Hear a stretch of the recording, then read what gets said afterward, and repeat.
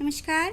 आज हम एक ऐसे विषय पर विचार करेंगे जो संस्कृत शिक्षार्थियों को सबसे ज़्यादा असमंजस में डाल देता है, और वो है लिंग ज्ञान।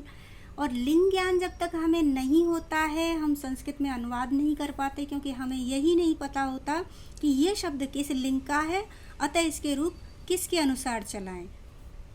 विद्यार्थियों, संस्कृत में लिंग ज्ञान बहुत ज़्यादा कठिन है। हिंदी में केवल 2 ही लिंग होते हैं, पुल्लिंग और स्त्रीलिंग, और समस्त संज्ञावाची शब्द उन्हीं के अंतर्गत आ जाते हैं। किंतु संस्कृत में 3 हैं, नपुंसक लिंग भी उसमें एक है, जुड़ जाता है। तो लिंग का निर्धारण क्योंकि संस्कृत में प्रकृति के अनुसार होता ही नहीं है, सजीव है, निर्जीव है, चल अचल, इससे कोई प्रभाव नहीं पड़ता है लिंग के निर्धारण पर।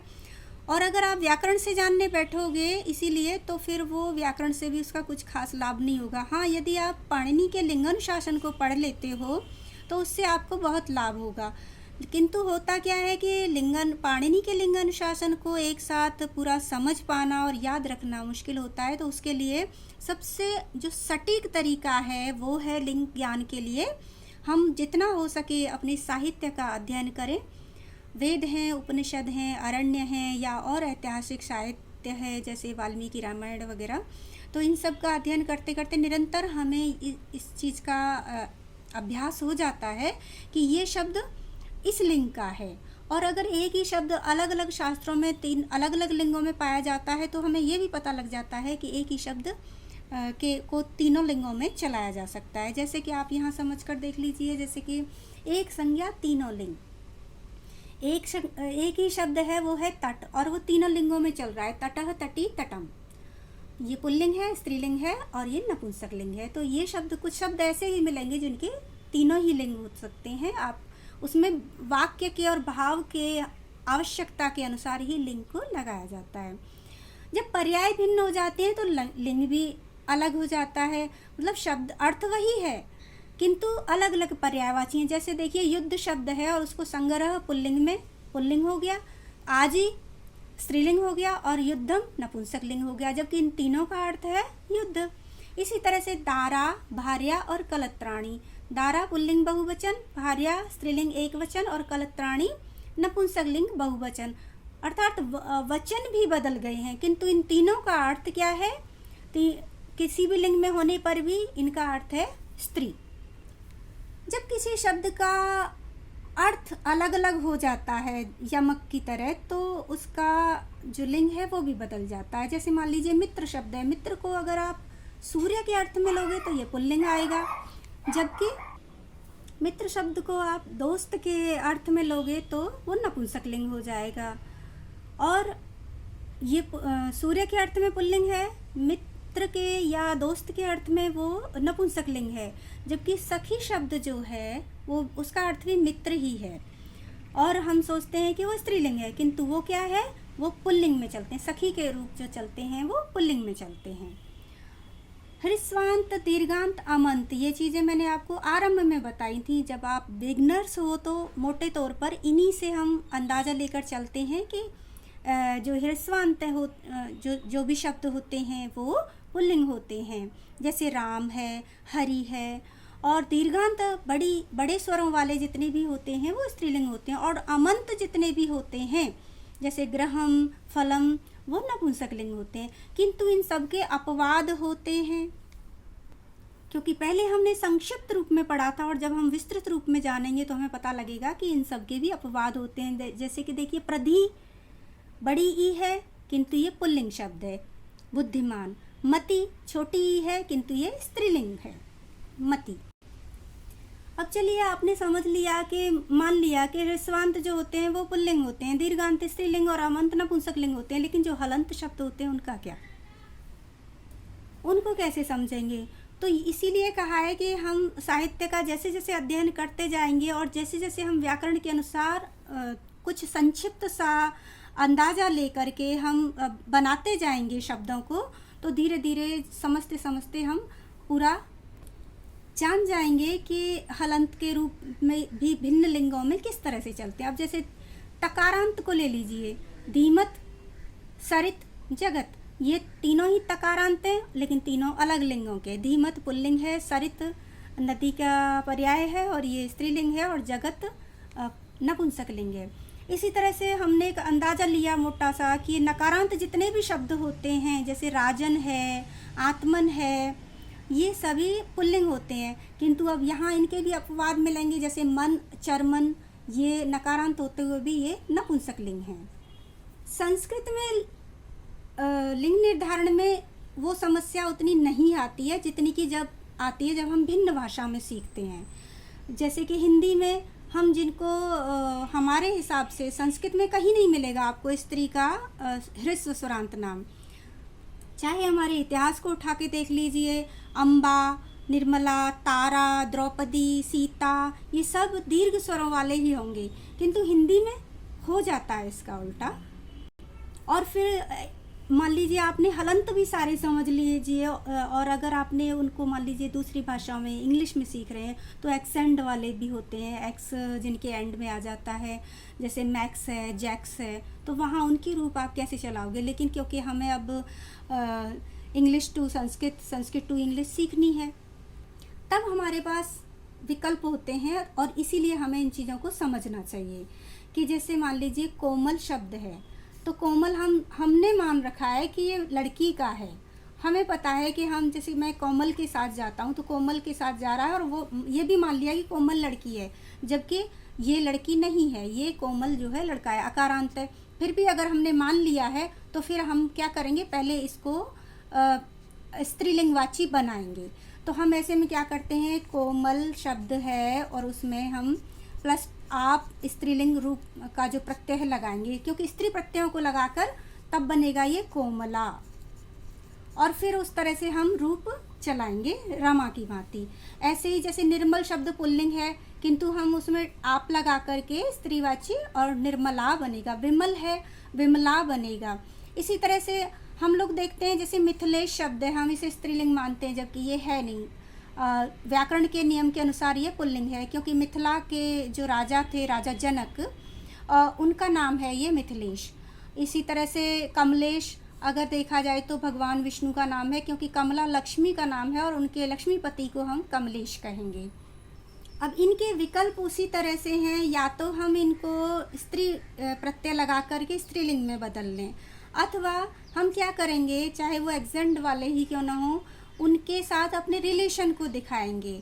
जैसे कि कहें कि अहम कोमल भगिन्या सह गच्छामि, मैं अपनी कोमल बहन के साथ जा रहा हूँ, अर्थात हमने उसका रिलेशन बता दिया। अहम मैक्स मित्रेण सह गच्छामि, मैं अपने मैक्स, हमने क्या किया कि मित्र को उस नाम के साथ समासबद्ध कर दिया, और इस तरह से जो अंत में जो रिलेशन है, जो रिश्ता है, उसमें हमने विभक्ति कारक को जोड़ दिया। एक और भी तरीका है कि हम अगर वो लिंग है तो उसको भी दर्शाएं, जैसे अहम कोमल बालिकया सह गच्छामि, तो वो आपकी मित्र है, बहन है, या केवल लड़की शब्द बोलना है तो उस शब्द को जोड़कर उसमें लगा दीजिए। अन्यथा आप स्त्रीवाची प्रत्यय लगा करके, या जो पुल्लिंग रूप हैं उनको ही रहने दीजिए, पुल्लिंग है तो अगर स्त्री बनाना है तो स्त्रीवाची प्रत्यय लगाकर उनको स्त्री बना लीजिए।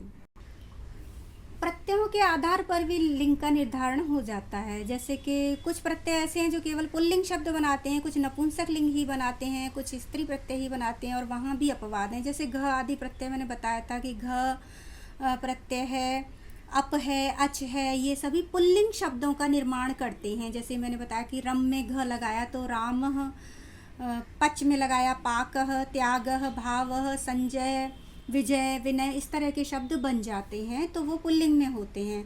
किंतु यहाँ भी आपको अपवाद मिलेंगे, जैसे भय, भयम, मुखम, वयम, पदम, इस तरह के जो अच प्रत्यय लगने से बनेंगे वो केवल पुल्लिंग ही नहीं होंगे, वो नपुंसक लिंग भी होंगे, क्योंकि इस भाववाची जो शब्द हैं वो पुल्लिंग में बन रहे हैं घ आदि प्रत्ययों से, लेकिन कुछ शब्द नपुंसक लिंग भी बन रहे हैं।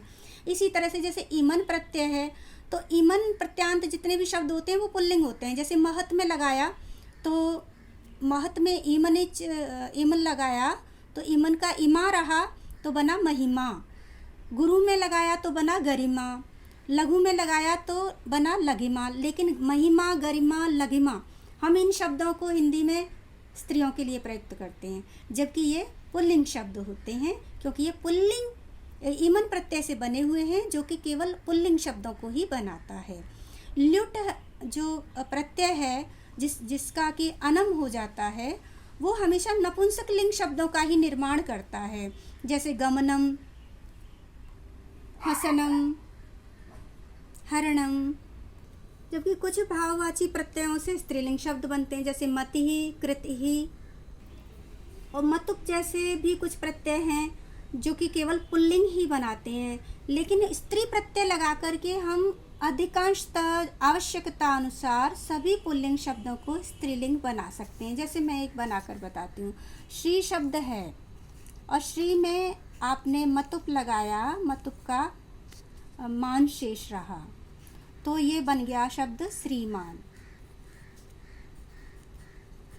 और अब आपको इसी को स्त्रीलिंग में बदलना है, तो आप क्या करेंगे, श्री मतुप और प्लस इसमें स्त्रीवाची ई प्रत्यय को लगाएंगे। तो अब ये क्या हो जाएगा, देखो श्रीमत बना था और पुल्लिंग में आन हो जाता है, इसीलिए श्रीमान शब्द बना। अब यहाँ श्रीमत हो गया और इसमें ई प्रत्यय की ई लगी तो बना श्रीमती। तो इस तरह से हम सभी शब्दों को, पुल्लिंग को आवश्यकता अनुसार स्त्रीलिंग में भी बदल सकते हैं, किंतु स्त्रीवाची प्रत्यय केवल स्त्रीलिंग का ही निर्माण करते हैं। कुछ चीज़ों को हम संक्षिप्त रूप में समझ सकते हैं, जैसे सुर असुर के जो नाम होते हैं वो हमेशा पुल्लिंग में ही होते हैं, और अगर उनमें ही, जबकि जो स्त्रीवाची होती हैं देवियाँ, उनके स्त्रीलिंग ही होंगे। और जैसे इंद्र में भी हम अगर ई प्रत्यय जोड़ देते हैं तो वो इंद्राणी बनेगा, वैष्णवी बन जाएगा। और वायु, रावण, ये समस्त जो हमारे देव हैं, जलह, अग्नि, वो सब पुल्लिंग में होंगे। महीनों के नाम सब हमेशा पुल्लिंग में होंगे, ज्येष्ठ, आषाढ़, वैशाख। ऋतुएं जितनी भी होंगी वो पुल्लिंग में होंगी, वसंत, ग्रीष्म ऋतु। किंतु शरद ऋतु और वर्षा ऋतु ये अपवाद है कि वो स्त्रीलिंग में ही होंगी। हमारी जितनी भी तिथियां हैं वो स्त्रीलिंग वाची ही होंगी, प्रतिपदा, द्वितीया, तृतीया, चतुर्थी, पंचमी, पूर्णिमा, अमावस्या। अंग जो शरीर के होंगे, नखः, केशः, गंडः, कपोलः, कर्णः, ओष्ठः इत्यादि, वो सब पुल्लिंग में होंगे। किंतु अक्षी और हृदय, ये ऐसे इस तरह के भी कुछ आपको शब्द मिल जाएंगे अंगों के नाम, जो कि नपुंसक लिंग में होंगे। अब रस जितने भी होंगे वो पुल्लिंग में होंगे, कटु, तिक्त, कषाय, मृदु इत्यादि। रंग जितने भी होंगे वो पुल्लिंग में ही रखे जाएंगे सदा, शुक्लः, पीतः, श्यामः, कर्णः, रक्तः, हरितः इत्यादि। जो भाव होते हैं वो हमेशा, मन जो है वो नपुंसक लिंग है, किंतु मन के जो भाव होते हैं वो भी नपुंसक लिंग में ही होते हैं, जैसे प्रेमम, दुखम, सुखम, हर्षम। जबकि क्षमा, दया, इस तरह के जो भाव हैं वो स्त्रीलिंग होते हैं। और समझिए वृक्ष शब्द है वो पुल्लिंग है, किंतु उसके जो भाग होंगे, फल, फूल, पत्ता, वो नपुंसक लिंग होंगे, जबकि शाखा, लता ये स्त्रीलिंग होंगे। हमारे जो पहर होते हैं दिन के, पूर्वाह्न, मध्याह्न, पराह्न, ये सभी पुल्लिंग में होते हैं। रात्रि शब्द स्त्रीलिंग है, लेकिन रात्रि शब्द के साथ अगर कोई संख्या जोड़ दी जाए तो वो नपुंसक लिंग बन जाता है, जैसे पंचरात्रम। आप अगर पहले से संस्कृत के अध्ययन में हैं, ज्ञाता हैं, तब तो आप अशुद्धियाँ करोगे ही नहीं। किंतु यदि आप बिगनर्स हैं, आप पहले बार पढ़ रहे हैं, नया आरंभ किया है, तो आप बिल्कुल भी हिचकिए मत। आप प्रयास कीजिए, निरंतर अध्ययन कीजिए और स्वयं प्रयास कीजिए बनाने का, किसी भी चीज़ को ट्रांसलेट करने का। जो कमियां होंगी, अभी ये मत सोचिए कि हमसे कोई गलती हो जाएगी, व्याकरणिक अशुद्धि हो जाएगी, हो जाने दीजिए, उससे प्रभाव नहीं पड़ता। आपको उसका अर्थ पता है, लेकिन जैसे जैसे आप अभ्यास करोगे आपको स्वयं पता लग जाएगा और आप पीछे आकर वापस उन चीज़ों में कि मैंने वहाँ वो गलती कर दी, आप उसे फिर से व्याकरणिक इस तरीके से शुद्ध कर दोगे। जैसे देखिए, इस तरह से भी आप इंटरेस्टिंग बनाएंगे और लिंग या जो भी व्याकरणिक नियम है उनको भी सीखेंगे। जैसे एक गाना है, तू है वही, दिल ने जिसे अपना कहा, उसको ऐसे संस्कृत में बनाया, त्वं स एव हृदये नयं निज कथितं, त्वं यत्र अहं तत्र अधुना जीवनं त्वया विना दंडम। अब देखिए, जब मैं इसको गा रही थी तो सहज भाव में, काव्य में हम कुछ गलतियां होती हैं तो वो नगण्य मानी जाती है, जबकि गद्य में हमें नियमों का पालन करना होता है। तो तू है वही, हृदय ने दिल ने जिसको, ये द्वितीय व्यक्ति निज अपना कथितम। अब यहाँ मेरा बार बार एक शब्द निकल रहा था निज कथयम। अब अगर मैं कथयम कह देती तब भी वो सही होता, क्योंकि अभी बिगनर्स के लिए सही होता और भाव उसका सही आता और काव्य में नगण्य कर दिया जाता है। जबकि हृदयेन यंग निज कथितम, कथितम ये जो शब्द बना है वो कृत प्रत्यय, क्योंकि हृदय नपुंसक लिंग है और ये कर्मवाच्य में कृत प्रत्यय का प्रयोग होता है, तो हृदय के द्वारा जिसको अपना कहा गया, तो यहाँ शब्द नपुंसक लिंग का एक वचन का हृदय के अनुसार बनेगा कथितम। जबकि कथयम यदि निकल रहा है फ्लो में तो वो भी सही ही मान लिया जाएगा, और जैसे ही हम समझेंगे व्याकरण को हम तुरंत इसे फिर सही कर लेंगे। त्वम यत्र अहम तत्र अधुना जीवनम त्वया बिना दंडम, यहाँ बिना धातु के योग में हमने तृतीया का प्रयोग किया और दंड शब्द देख लीजिए कि नपुंसक लिंग में ही आया। उम्मीद है आप काफ़ी हद तक इनको सीख गए होंगे, समझ रहे होंगे और अभ्यास करते रहिए साहित्य का, और जिससे कि आपको लिंगों का ज्ञान हो जाए। और आगे हम अब आगे बढ़ते रहेंगे, अब अपने आगे हम आएंगे तद्धित प्रत्ययों पर। और इससे पूर्व हमें एक सुझाव दिया गया कि हम प्रश्नवाची कुछ वाक्य बना कर दें, तो उसका वीडियो भी जल्दी ही डालेंगे। धन्यवाद।